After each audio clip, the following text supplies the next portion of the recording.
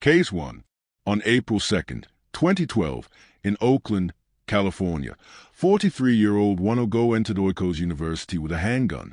According to investigators, the first signs of trouble appeared after he demanded a refund and expressed anger toward staff. Within days, attention turned toward mental health evaluations and the struggles faced by immigrant students in small educational institutions across the United States. The shooting began in the late morning during a nursing class. Go entered the classroom carrying a firearm and ordered students to line up against the wall. When some hesitated, he opened fire. Witnesses described panic and confusion as students tried to hide under desks or escape through doors and windows. Those outside the building reported hearing continuous gunfire echoing through the hallways. The attack lasted only a few minutes, but its impact was catastrophic. By the time police arrived, 7 people were dead and several others wounded. The scene reflected the vulnerability of a small campus unprepared for an act of such calculated violence. The victims and survivors of the shooting were primarily immigrants and first-generation students pursuing nursing degrees. Oikos University served a tight-knit community of Korean, Filipino, and African students who sought affordable education and shared cultural support. The small campus environment meant that everyone knew one another by name. Go had once been one of them, a former student who struggled academically and socially. After withdrawing from the school months earlier, he grew resentful toward staff members he believed had disrespected him. His financial struggles and feelings of alienation deepened that resentment. The incident exposed how easily personal grievance, isolation, and cultural displacement could converge into violence. Investigators quickly uncovered the motive behind the attack. They learned that Go had become increasingly paranoid, convinced that faculty and classmates were mocking him. His apartment contained notebooks filled with disorganized writings about revenge and humiliation. Financial records showed he had attempted to reclaim tuition money after dropping out, but the request was denied. Witnesses recalled him visiting the campus days before the shooting, appearing agitated and withdrawn. When detectives reconstructed his movements, they found he had purchased a firearm legally and spent days planning his return to the school. Then, during interrogation, his fragmented statements revealed what had really happened. He had come to punish those he believed had shamed him, but in his delusion, he could no longer distinguish individuals from imagined enemies. Go fled the scene after the attack, driving several miles before abandoning his vehicle at a shopping center. He was arrested hours later after calmly walking into a grocery store and telling a clerk he needed to speak with the police. Officers described him as emotionless and compliant during the arrest. He confessed to the shooting and directed investigators to the discarded weapon. Mental health evaluations later diagnosed him with paranoid schizophrenia. He was deemed incompetent to stand trial for several years and confined to a psychiatric facility. When restored to competency, he entered a plea agreement to avoid the death penalty. The evidence, including surveillance footage, witness testimony, and his own admission, left no doubt about his guilt. The aftermath of the Oikos University shooting left lasting scars on the community. The small school, unable to recover from a tragedy, closed permanently within months. Memorials were held for the victims, many of whom had been breadwinners for immigrant families seeking stability in the United States. The tragedy reignited debates about gun access, campus safety, and the mental health struggles of immigrants adjusting to American life. Lawmakers in California expanded background check laws and increased funding for counseling programs in private institutions. Go was sentenced to life imprisonment without parole in 2017, ending one of the state's most disturbing cases of campus violence. Yet for the survivors, justice could not erase the memory of that quiet classroom-turned-crime scene, a reminder how isolation, resentment, and untreated illness can erupt into irreversible tragedy. Case 2. On June 12, 2016, in Orlando, Florida, 29-year-old Omar Mateen entered Pulse Nightclub armed with 2 guns. According to investigators, the first signs of trouble appeared when he was questioned by the FBI for extremist statements. Within days, attention turned toward domestic terrorism and hate crime motives that blurred the line between ideology and personal rage. Just after 2 a.m., as the club's final song played and patrons prepared to leave, gunfire erupted. Mateen opened fire on the packed crowd of more than 300 people, moving from the dance floor to the bar and restrooms with deliberate precision. Panic spread instantly. Some escaped through back exits, while others hid under tables or barricaded themselves in stalls. The music masked the first shots, but chaos took over within seconds as screams and alarms filled the air. Officers arrived quickly and exchanged gunfire with the shooter, forcing him deeper into the building. Inside, dozens of wounded victims lay trapped while communication between law enforcement units struggled to keep up with the rapidly shifting situation. The nightclub that had been a space of joy became a confined battleground. Omar Mateen's background revealed a long pattern of anger and instability. Born in New York to Afghan immigrant parents, he was described by classmates and co-workers as temperamental, controlling, and prone to violent outbursts. He worked as a security guard for several years, where complaints about aggression and prejudice were frequent. His first marriage ended amid allegations of abuse and intimidation. He later remarried, but the same controlling behavior persisted. Over time, he began showing fascination with mass violence and extremist propaganda online. The FBI interviewed him twice after co-workers reported his remarks supporting terrorist organizations, but both inquiries were closed when no criminal ties were found. The combination of unchecked aggression, failed relationships, and growing radicalization set the stage for what followed. The investigation showed the attack unfolded over 3 hours, evolving into one of the longest and deadliest hostage standoffs in U.S. history. Mateen called 911 from inside the club, pledging allegiance to multiple extremist groups, though his statements were inconsistent and conflicted. Negotiators maintained contact with him through phone calls while victims hid silently, sending desperate text messages to loved ones. Tactical teams surrounded the building but hesitated to breach immediately, fearing explosives or additional shooters. Surveillance recordings captured intermittent gunfire and moments of eerie silence. Then, during the final phase of the siege, Mateen began firing again, prompting officers to act. A SWAT vehicle rammed through an exterior wall, allowing entry. The confrontation ended in minutes. Mateen was killed in the exchange, and hostages were freed from the bathroom where he made his last stand. With the shooter dead, attention turned toward accountability and motive. The FBI searched Mateen's home, devices, and financial records, uncovering no evidence of accomplices or direct terrorist coordination. His widow, Noor Salman, was later charged with aiding the attack and obstructing justice, accused of helping him scout locations. During her trial, prosecutors presented text messages and receipts suggesting awareness of his activities. The defense argued she had been manipulated and feared him. After weeks of testimony, the jury acquitted her, citing insufficient proof of knowledge or involvement. Investigators concluded that Mateen had acted alone, driven by a mixture of personal frustration, extremist rhetoric, and internalized hatred.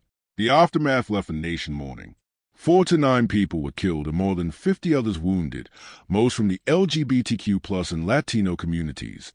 Vigils across the world honored the victims, and the site of the club was turned into a permanent memorial. The tragedy prompted renewed discussions on hate crimes, radicalization, and gun access.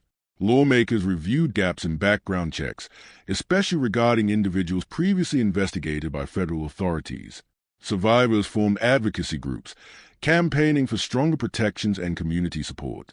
Each year, the names of those lost are read aloud at remembrance ceremonies.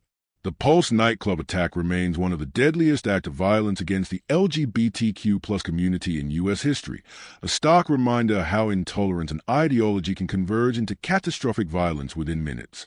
Case 3. On January 17, 1989, in Stockton, California, 24-year-old Patrick Putty opened fire on schoolchildren at Cleveland Elementary School. According to investigators, the first signs of trouble appeared when he burned his car behind the building moments before. Within days, attention turned toward his racist ideology and how he had legally obtained a military-style rifle despite a lengthy criminal history. That morning, hundreds of students gathered on the playground for recess under clear skies. Without warning, Putty emerged from behind the school carrying a semi-automatic rifle and began firing into the crowd. Teachers screamed for students to take cover as bullets struck children who had been playing only moments earlier. The shooting lasted less than 3 minutes but left behind chaos and devastation. 5 children were killed, and more than 30 others were wounded, many by gunfire and flying debris. Police and paramedics arrived within minutes, rushing victims to hospitals and securing the area. The sight of small bodies on the schoolyard horrified first responders and marked one of the first major school shootings in U.S. history. The victims were mostly Southeast Asian refugee children whose families had fled violence in Cambodia and Vietnam to rebuild their lives in America. Cleveland Elementary had been known as a safe haven for these immigrant families seeking stability. That sense of safety ended the moment Purdy opened fire. Investigators later revealed that he had specifically targeted the school because of its large immigrant population. His actions reflected deep-seated hatred and resentment toward those he blamed for his own failures. Born in California, Purdy grew up in a broken home marked by abuse and neglect. His childhood was filled with instability, frequent moves, and early brushes with the law. The rage that defined his adult life had been building for years, culminating in a deliberate act of hate against children who had done him no harm. Detectives pieced together his background and movements leading up to the attack. Purdy had purchased a rifle legally, despite multiple arrests for weapons violations and mental instability. He spent the days before the shooting modifying the gun and stockpiling ammunition. In his burnt-out car, police found racist graffiti, anti-government writings, and references to revenge. Evidence from his rented room included books on military tactics and symbols linked to extremist beliefs. His mental health record showed a pattern of aggression, paranoia, and suicidal tendencies. Then, when investigators recovered his final writings, they revealed what had really happened. Purdy had been planning the attack for months as a twisted act of protest against society itself. There was no arrest. Patrick Purdy turned the gun on himself as police arrived, ending his life instantly. Officers who found him at the scene described a grim stillness after minutes of terror. The discovery of his suicide note and burned car confirmed that he had intended to die during the attack. With no suspect to prosecute, the focus turned toward understanding how a man with such an extensive criminal record and mental instability could purchase a semi-automatic rifle without restriction. When confronted with the evidence, lawmakers and investigators called it a preventable tragedy caused by systemic failures in background checks and gun sales. The aftermath of the Stockton shooting sparked national outrage. Vigils and memorials honored the young victims, and the community rallied to support grieving families. California lawmakers responded swiftly, passing the first state-level ban on assault weapons later that year. The measure became a model for future legislation across the United States.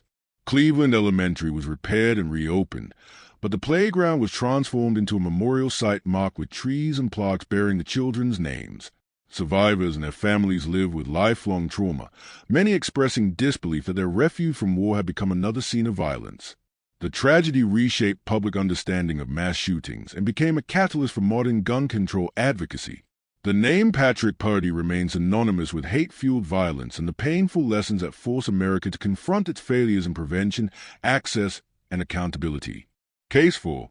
On March 24, 1998, in Jonesboro, Arkansas, two students, 11-year-old Andrew Golden and 13-year-old Mitchell Johnson, triggered a fire alarm before ambushing their classmates. According to investigators, the first signs of trouble appeared when they bragged about doing something big. Within days, attention turned toward juvenile justice laws that seemed unprepared for the scale of violence committed by children so young. That morning, the boys arrived early and positioned themselves near a wooded hill behind the school. Inside, Andrew pulled the fire alarm, prompting teachers to lead students outside for what everyone assumed was a routine drill. As lines of children and staff gathered near the exits, gunfire erupted from the trees. Bullets tore through the crowd, sending students running for cover and teachers shouting for everyone to get back inside. The ambush lasted only minutes but left devastation across the school grounds. By the time police arrived, 4 students and 1 teacher were dead and 10 others were wounded. The alarm system meant to keep children safe had been used against them. Andrew Golden and Mitchell Johnson came from small-town families where firearms were a normal part of daily life. Both were familiar with guns, having learned to shoot at a young age. Mitchell had shown growing anger and resentment toward peers, while Andrew was quiet and manipulative, often imitating adult behavior. They spent increasing amounts of time together, bonding over shared frustration and fantasies of control. In the days before the attack, they stole several rifles, handguns, and boxes of ammunition from Andrew's grandfather's home. They also packed camping gear, snacks, and clothing, suggesting plans to flee afterward. The accessibility of those weapons, and the boys' ability to use them, transformed a childish boast into a meticulously executed act of violence. Investigators quickly determined that the attack had been premeditated. The boys' backpacks contained ammunition, knives, and supplies. Their stolen van was parked nearby, loaded with more weapons. Notes and conversations recovered from classmates confirmed that Mitchell had spoken about doing something big, but few took him seriously. The boys had studied school routines and escape routes, showing awareness of emergency procedures. Ballistics matched the rifles to the ones stolen from Golden's family property. Their statements to police revealed calm detachment, describing the shooting as something they had to do. Then, when officers reviewed their recorded interviews, they heard what had really happened. 2 children had planned a mass murder with the precision of adults. Both were captured within minutes of the attack, hiding near their van and still armed. Their ages stunned the nation and presented a legal dilemma. Under Arkansas law at the time, they could not be tried as adults or held beyond their 21st birthdays. Prosecutors charged them as juveniles, the maximum penalty allowed under existing statutes. When confronted with the evidence, neither boy expressed remorse. The court proceedings were brief, and they were both found guilty. Their short sentences exposed major gaps in juvenile prosecution, sparking national debate over how the legal system handles violent crimes committed by minors. In the aftermath, families of victims demanded reforms. Lawmakers in Arkansas and other states introduced new measures allowing extended sentencing or adult trial for juveniles accused of severe crimes. Westside Middle School rebuilt parts of its campus and installed updated security systems. Memorials were placed near the playground to honor the victims, teachers and children who never had the chance to run to safety. Both shooters were released upon turning 21, as required by law. In later years, Johnson was arrested again on firearm and drug charges, while Golden lived under a new identity until his death in a car crash in 2019. The case forced the nation to confront an uncomfortable truth. Youth does not always shield from darkness. The West Side shooting changed how schools and courts approach juvenile violence, leaving behind a legacy of grief, reform, and vigilance. Case 5. On July 20th, 2012, in Aurora, Colorado, 24-year-old James Holmes entered a midnight movie screening carrying rifles and gas canisters. According to investigators, the first signs of trouble appeared when he mailed his psychiatrist a violent manifesto. Within days, attention turned toward mental health oversight and theater security as the scale of his planning came to light. The attack began just after 12:30 a.m. during the premiere of The Dark Knight Rises. Inside the crowded auditorium, Holmes left through a side emergency exit he had previously propped open. Moments later, he returned wearing body armor and a gas mask. Without warning, he threw gas canisters into the audience, releasing smoke that caused confusion and panic. As people gasped for air and rushed toward exits, he opened fire into the crowd. Gunshots echoed through the theater, leaving dozens trapped between seats. Police arrived within minutes, encountering wounded victims fleeing into the parking lot. The chaos inside made rescue efforts nearly impossible, and the scene became one of the most devastating acts of public violence in the state's history. James Holmes had once been regarded as a promising student. He excelled academically and enrolled in a neuroscience PhD program at the University of Colorado. But beneath the surface, he struggled with mental health issues that intensified over time. His professors noticed a decline in focus and participation. In the months before the attack, he failed an important exam and began therapy with a campus psychiatrist. His thoughts grew increasingly erratic, filled with delusions of power and self-importance. Despite concerns shared with university officials, no decisive intervention occurred. He legally purchased multiple firearms and over 6,000 rounds of ammunition without restriction.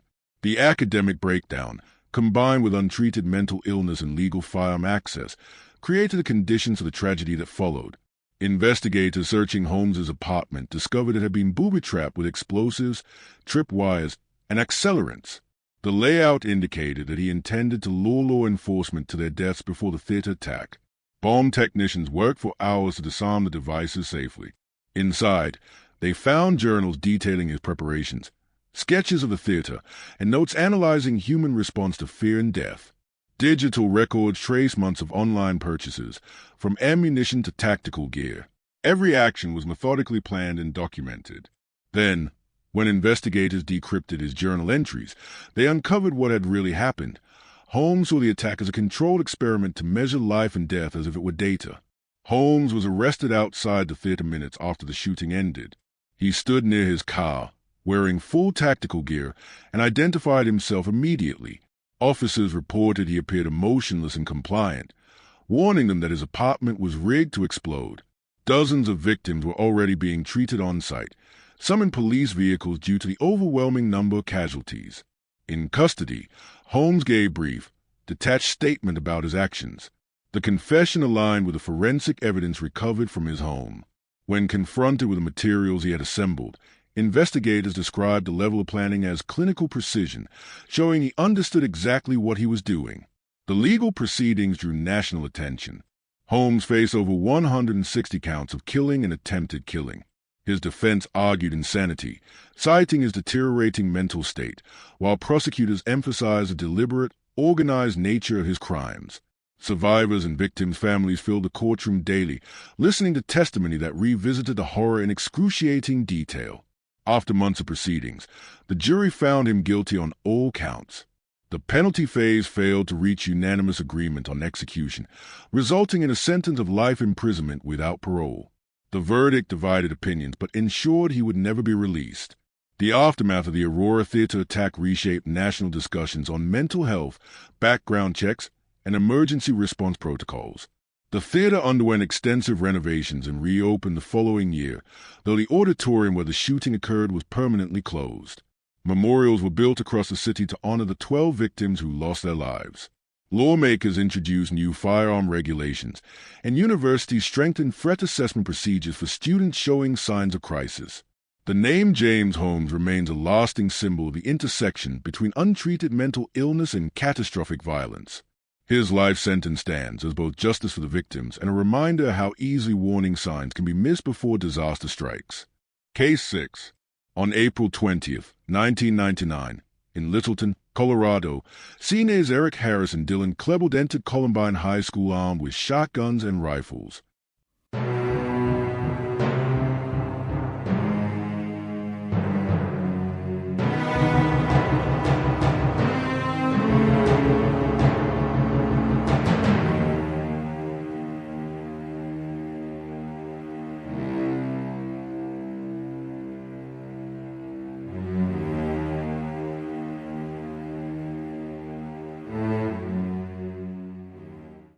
According to investigators, the first signs of trouble appeared months earlier in journals detailing violent fantasies. Within days, attention turned toward their homemade explosives and the warning signs that had gone unnoticed. That morning began like any other school day until the first shots echoed near the cafeteria. At approximately 11:19 a.m., Harris and Klebold opened fire on students gathered outside, catching everyone by surprise. The cafeteria surveillance cameras later showed the pair moving with purpose, their long coats concealing weapons. Teachers shouted for students to take cover, while others fled through hallways and side exits. Calls to 911 flooded within seconds, reporting multiple gunmen and explosions. When the gunfire shifted toward the library, those inside scrambled for cover under desks. The sound of alarms, chaos, and panic filled the air. The planned cafeteria bombs failed to detonate, forcing them to switch to their backup plan, a direct assault that would last less than an hour but alter American school security forever. Eric Harris and Dylan Klebold were product of suburban life that had deeper anger beneath its calm exterior. Both were described as quiet outcasts who struggled with depression, rejection, and resentment toward peers. They spent increasing time together, bonding over shared frustrations and violent fantasies. Their writings revealed meticulous planning and a belief they were carrying out an act of revenge against what they saw as societal hypocrisy. In their final months, they built a small arsenal, acquiring firearms through illegal private sales and constructing homemade explosives from online guides. The details in their journals showed a deliberate desire to surpass previous acts of violence. The suburban normalcy of their lives only made their secret preparations more chilling. When investigators entered the school after the attack, they recovered more than just spent shell casings. Police found a series of unexploded propane bombs placed strategically in the cafeteria and car park. The shooters' personal belongings, including notebooks and videotapes, provided insight into their motivations. The basement tapes, as they became known, contained footage of the two discussing their plans and frustrations with the world. They expressed disdain for classmates, media, and authority, painting themselves as avengers. Computer analysis revealed searches for past attacks, weapon modification techniques, and explosives instructions. Then, as investigators pieced together the evidence, the tapes revealed what had really happened. The shooting was meant to be a bombing on a catastrophic scale. There was no arrest. Both Harris and Klebold took their own lives inside the library before law enforcement reached them. Their deaths left unanswered questions about how two high school students obtained weapons, created explosives, and went undetected despite prior encounters with police and counseling programs. When confronted with these findings, investigators identified systemic failures in school oversight and communication between agencies. Families of victims questioned how warning signs, violent writings, website threats, and behavioral reports had been dismissed or ignored. In the aftermath, Columbine became a national turning point. Schools across the country re-examined emergency procedures, introducing lockdown drills, school resource officers, and threat assessment teams. The tragedy spurred conversations about bullying, mental health, and the influence of violent media. Advocacy groups formed to support victims' families and push for firearm regulations. Law enforcement agencies overhauled active shooter response tactics, moving from containment to immediate engagement strategies. Memorials were built to honor the 13 victims who lost their lives. Even decades later, Columbine remains a reference point for prevention and reform. The attack reshaped how America views school safety, the warning signs of violence, and the fragile boundary between adolescent frustration and deliberate mass harm. Case 7.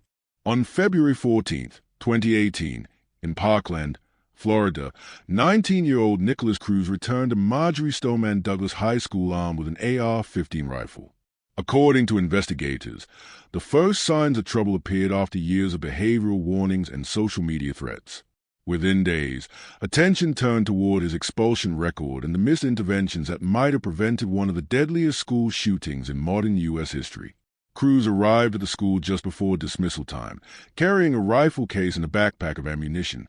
He pulled the fire alarm to draw students into hallways, creating panic and confusion as crowds formed near stairwells and classrooms.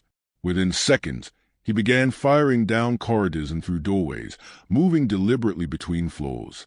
Teachers rushed to locker rooms and hide students while alarms blared across the campus. Calls to 911 flooded dispatch centers, describing gunfire and chaos. The shooting lasted only minutes but left an indelible mark on the community. By the time officers reached the building, 17 people were dead, and the sound of alarms still echoed through the halls. Nicholas Cruz's background revealed years of instability. Adopted as an infant, he struggled from childhood with behavioral and emotional problems. His adoptive father died when he was young, and his mother later faced challenges managing his aggression. Cruz cycled through therapy, disciplinary hearings, and alternative school programs, yet received no sustained treatment. After his mother's sudden death in 2017, he lived briefly with family friends, then with the parents of a classmate. He legally purchased the AR-15 used in the attack despite a lengthy record of threats, fights, and police visits. His fascination with weapons and violence grew unchecked. It would take only weeks after his mother's death for those internal pressures to erupt in the most destructive way imaginable. Investigators quickly uncovered a digital trail that left little doubt about premeditation. Social media posts showed photographs of rifles and ammunition, along with cryptic comments about shootings. Call logs and emails revealed that multiple warnings about his behavior had reached law enforcement before the attack. On the day of the shooting, 911 operators received a flood of calls, students hiding in closets, teachers whispering updates, and parents desperate for information. Surveillance footage confirmed his movements through the building and the precision of his timing. Then, recovered phone messages revealed what had really happened. Cruz had studied previous shootings, noting tactical errors and adapting his plan. Cruz fled the school by blending in with students escaping the scene. He walked to a nearby fast food restaurant before being detained without resistance about an hour later. Officers reported that he calmly identified himself and admitted to carrying out the shooting. He was charged with 17 counts of killing and 17 counts of attempted killing. Court proceedings began amid intense public attention, focusing on his mental state, upbringing, and the system's failure to intervene. When confronted with evidence, his defense cited emotional disorders and neglect, while prosecutors emphasized the deliberate preparation and execution of his plan. In 2021, Nicholas Cruz pleaded guilty to all charges. The sentencing phase lasted months as survivors and families testified about the lives lost and the lasting trauma. Prosecutors sought the death penalty, but the jury's lack of unanimity resulted in a life without parole sentence. Many families expressed anger over the verdict, but others accepted it as final closure. In the aftermath, Parkland students transformed grief into advocacy, forming movements that called for national gun law reform and improved mental health systems in schools. Memorials were built across Florida, and the building where the shooting occurred was scheduled for demolition. The tragedy reshaped national policy discussions, revealing the cost of ignored warnings and systemic failures. Today, Marjorie Stoneman Douglas High School stands as both a place of remembrance and a reminder of how prevention can fail when warnings go unanswered. Case 8.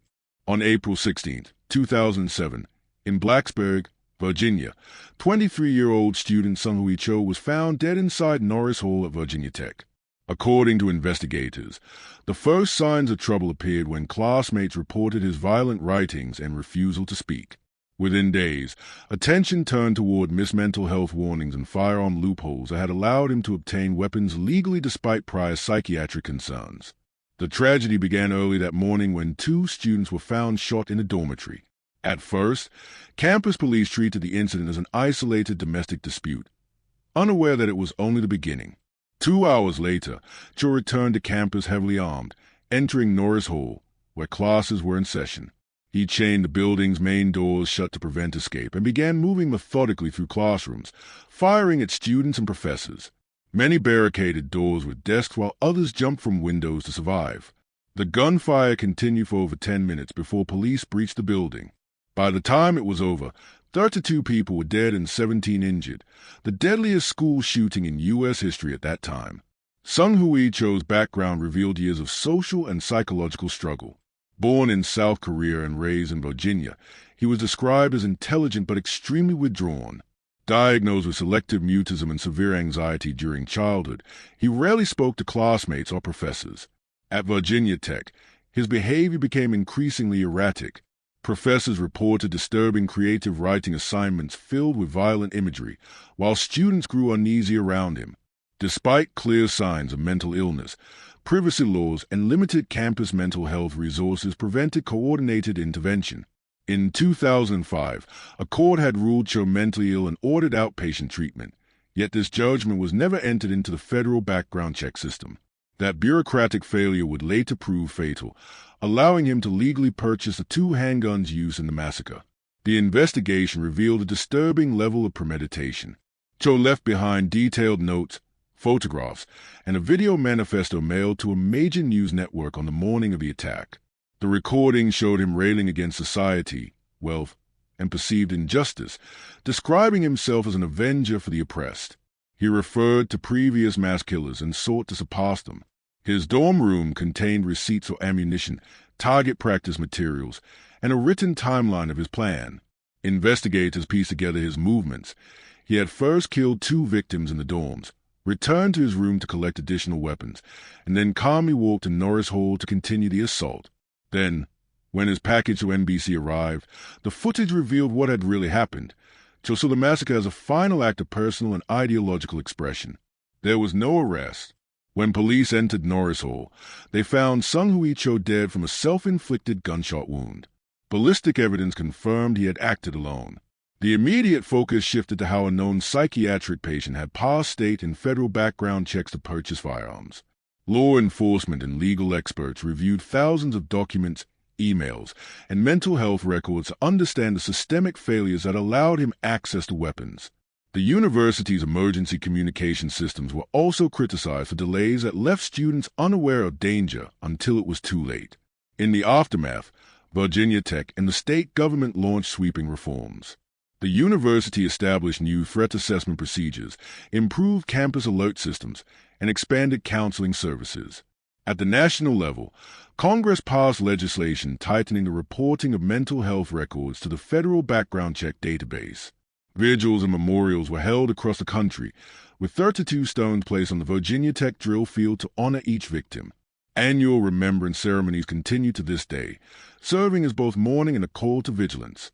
The Virginia Tech shooting remains a defining moment in American history, a tragedy that exposed how lapses in mental health oversight, communication, and policy can converge into an unimaginable loss. Case 9. On May 24, 2022, in Uvalde, Texas, 18-year-old Salvador Ramos entered Robb Elementary School armed with a rifle. He had argued with his grandmother earlier that morning before fleeing their home. According to investigators, the first signs of trouble appeared when neighbors heard gunfire from residents.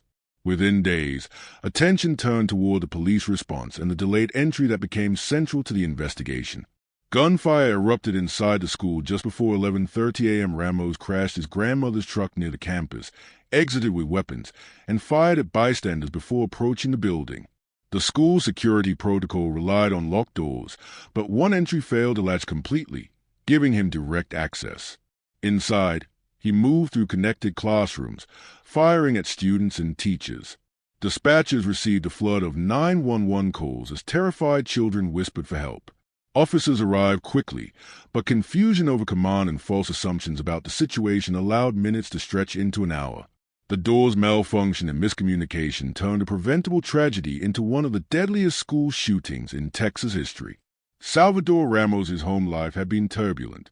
Raised in Uvalde by his grandmother after conflict with his mother, he spent long hours isolated in his bedroom, immersed in online chats and video games. Classmates described him as withdrawn and frequently bullied for his appearance and speech. He dropped out of high school, rarely left the house, and spoke openly about firearms and violent fantasies online. In the weeks before the attack, he legally purchased 2 rifles and large amounts of ammunition, posting photos on social media without consequence. His growing fixation on previous shootings and his detachment from reality went unnoticed. It would take only one argument at home to push him toward irreversible violence. The investigation that followed revealed an extraordinary communication breakdown. Officers from multiple agencies arrived on scene within minutes, yet hesitation and unclear leadership stalled any direct confrontation. Dispatch recordings capture conflicting instructions, while children trapped inside continue calling 911 from locked classrooms. Parents outside pleaded for officers to act as the situation dragged on. Body camera footage later showed heavily armed teams waiting in hallways just meters from victims. The failure to identify the situation as an ongoing active shooter event exposed deep flaws in training and coordination. Then, video evidence from inside confirmed that dozens of lives could have been saved if entry had been made sooner. There was no arrest. Salvador Ramos was shot and killed when tactical officers finally breached the classroom after 77 minutes. The Department of Justice opened a full review of the response, analyzing radio logs, body cameras, and interviews with responding officers. The report cited a series of systemic failures, lack of command structure, communication collapse, and inadequate preparation for active shooter situations. When confronted with the findings, multiple officials resigned, and the police chief was dismissed. The review reshaped national debate about accountability in emergency response. In the aftermath, families of the victims demanded justice. Lawsuits were filed against local law enforcement, the school district, and firearm manufacturers. The building was permanently closed and scheduled for demolition. Vigils and memorials across Uvalde honored the 19 children and 2 teachers who lost their lives. The tragedy prompted new campus safety legislation, mandatory response training, and mental health programs for students. Yet even after reforms, the community continues to question how long warnings were ignored and why intervention came too late. The pain left behind at Robb Elementary remains a haunting symbol of failure, resilience, and the price of inaction. Case 10. On December 14, 2012, in Newtown, Connecticut, 20-year-old Adam Lanza, reclusive and withdrawn, was found dead after shooting inside Sandy Hook Elementary School. According to investigators, the first signs of trouble appeared when he stopped communicating with his mother except through notes. Within days, attention turned toward the weapons stored in their home on Yogananda Street. That morning, gunfire was reported at Sandy Hook Elementary School. Police arrived within minutes to scenes of chaos and silence. Hallways were littered with scattered belongings, overturned desks, and signs of desperate escape attempts.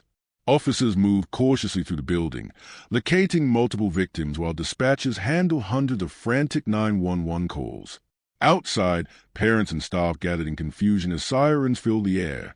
Responders established triage zones and evacuated survivors, but the scale of loss became evident quickly. The evidence of the scene didn't match the initial reports of a lone disturbance. It was an organized attack that lasted less than 11 minutes. Adam Lanza's upbringing revealed years of isolation. His mother, Nancy, tried to manage his mental health while homeschooling him after he withdrew from public life. Diagnosed with anxiety disorders, he avoided social contact and spent most of his time online, researching previous shootings. His father lived separately after divorce, leaving Nancy as his only consistent companion. She took him to shooting ranges and owned several firearms legally. Despite her efforts, Adam grew increasingly detached, retreating into digital spaces filled with violent material. It would take only days for their quiet home life to unravel.